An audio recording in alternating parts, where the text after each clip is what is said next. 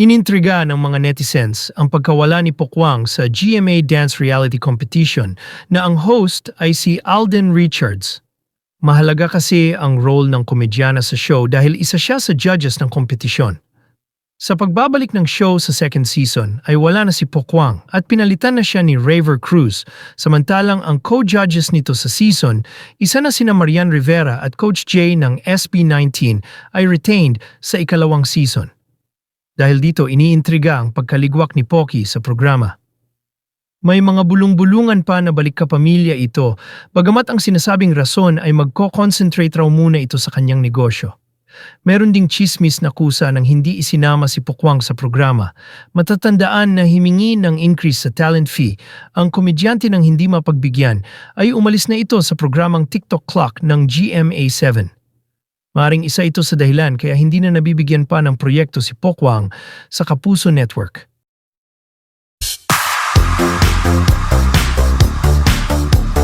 Anyari kay Pokwang, naligwak siya dun sa dance show ni Alden. Oo, Stars on the Dance. Stars Diba on the siya Dance dati floor. doon? Judge siya doon? Correct. Ito na nga, sunod-sunod na nga. Di ba yung Oo. matapos na sinabing hindi na, ganun yun, di ba, na pag tupalo na ang lahat niya kapag hindi na renew o hindi nag-renew, isa lang naman yan, hindi na bet nila ang isa't isa, di ba? Parang ganon. Kaya hindi na renew o hindi na nag-renew. Marami naman ang dahil sinabi nga ni Pokwang, di ba, siya daw ay magko-concentrate na lang muna ngayon sa kanyang personal na buhay at sa kanyang negosyo. Pwede. Pero mas marami naniniwala na ang naging ugat nito, yung napabalitang panghihingi niya ng pagtataas ng sweldo, di ba, yung increase, yun.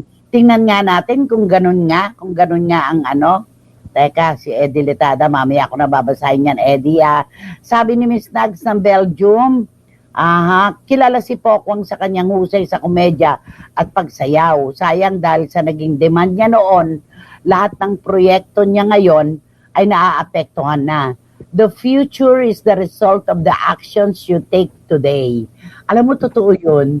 Yung ginagawa natin ngayon, mayroong talaga, connection sa kinabukasan. Tama. Totoo yun. Totoo. Totoo yun. Pero di ba kasi di ba ang sabi nga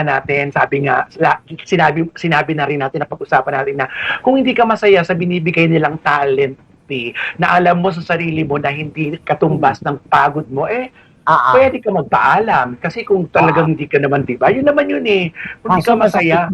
Sagot, take it or leave it. Kasi yung yun naman ang hindi maganda. Pilinggera naman kasi siya.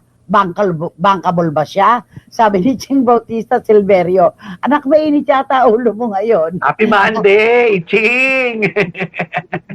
Sabi naman ni Gayson Magdadaro, deserve niya naman, Nay, ang increase. Pero siguro, isipin din niya na may mas mga nauna pa sa kanya na siguro need ng increase bago siya. Ayan, dahil nagpapataas na siya, akala niya hahabulin siya, ending, nag-farewell party na nga siya. Sabi ni Gayson Magdadaro. Gayson! Ayan, sabi ni Marichu, totoo po kaya na naligwak si Pokwang dahil sa hinihingi niyang increase, Nay. Hindi na siya pabata at hindi na siya ganun kasikat. Sana hindi na siya humirit pa ng increase. Ayan tuloy, nga. Sabi ni Marichu, Formación Espiritu. Tapos sabi naman ni Philip Villanueva, nagpaalam, pero hindi hinabol. Hello mga ka-CFMers, mainit din ang ulo nito anak ko sa Malolos. Nagpaalam, pero hindi hinabol. May dot yun Grabe, nakakaloka. Ito pa. Ito na yung kay Wating-Wating. Ito, kay Wating-Wating. Oh lala, Pokwang is out. Raver Cruz is in for season 2. Baka hectic lang talaga ang schedule ni Mamang Poki. Charot. Sabi niyang gano'n. Charot daw. Ulitin ko yun kay Juris kasi akala ko kay eto. Mas bagay si Raver Cruz bilang isa sa mga dance authorities ng Stars on the Floor. Bilang manonood, alala ko si Pokwang na nagpa-deport sa tatay ng anak niya. 1 yan. Nagpa-increase ng talent fee, sabay-sabing take it or leave it.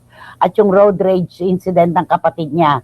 kusang ibinibigay ang increase kapag nakikita na isa kang asset o nagdadagdag ka ng value sa show. Yan ang sabi ni Juris Dr. Chanel. Inulit ko lang, dahil kanina parang parang naligaw-ligaw ako, di ba? Okay, ayan. Sabi naman ni John, hindi naman kakulangan si Pokwang sa dance show ni Alden Richards. Kay Alden pa lang, ulam na. Ba't kailangan pa ng iba? Oo nga naman. Yan naman ang kanyang yan ang kanyang Oo, may kanya-kanya talagang pagtingin dyan sa issue niya. Eto, please don't mention my name, but you know naman who I am. Naku. But you know naman who I am. From day one, gana talaga itsura ni Pokwang. Nasa itsura niya yan. Allah. Sabi naman ni Randy Balaguer, naku nay, si Chris Aquino nga na feeling inevitable ay nawala ng show at tinanggihan ng network. Si Pokwang pa ba? Ang dami niyang ganon. Ay, oo nga. Tama ka naman dyan, Randy.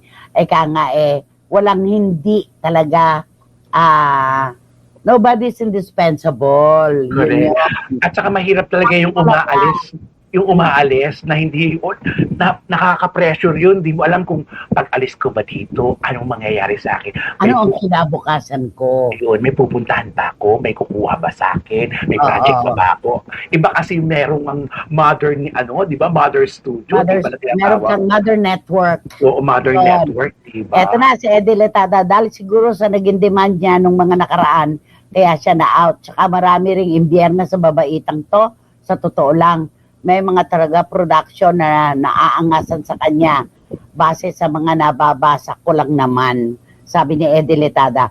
Eddie, nababasa natin pero hindi natin sinasabi na totoo, di ba? Pero yun ang mga kwento. Buti nga, wala na si Pokwang. Sabi ni Paulo Balde. Ikaw talaga, Paulo. Teka naman, nagkakuryente lang kayo. Hindi bali nang wala na si Pokwang doon sa show. Ikaw talaga. Ayan si Paulo Balde. Lagi silang walang kuryente. Ayan. I agree with Mr. John. Bakit kailangan ba si Pokwang sa dance show? Ala na. Paano yon? Di tapos, di ba? Parang baka sabihin ni Pokwang, may problema po ba tayo? Sabi ni Pokwang, may problema po. May problema po ba tayo? Sasabihin ni Pokwang. Bakit ang reaction nyo daw ganyan? Oo. Yun pala na indispensable, not inevitable. Magkatunog kasi, okay lang anak, pareho lang yun. Walang problema. Basta lahat ng artista walang maaaring ipagmalaki na habang panahon sila sa itaas. Dalawa ang dahilan kung ba't may hagdan. Isang paakyat, isang pababa. Ganun lang yon. Kaya kung nandoon sa itaas, matutong magsimpan para kung mawala man ang trabaho o wala mang kumuha, may madudukot sa panahon ng kagipitan, di ba? Magsubi-subi, ganon. Magsubi dyan pag may time. Oo, magsubi naman. Pero alam mo, may mga tao pag nagsusubi, parang nagkakasakit, merong mga napaglalaanan na negatibo, merong ganon. May kilala kang gano'n. Ako meron din. Oo, totoo na. Kaya minsan iisipin mo, ano ba naman yan? Kaya nga ako nag-iipon di ba? Papunta lang pala dun sa Oo, totoo, may ganon. May ganon. Signus daw yun Merong pag-iipon na napapakinabangan, merong iniipon na mapupunta lang, na parang dumulas lang sa kamay mo. Ganon daw.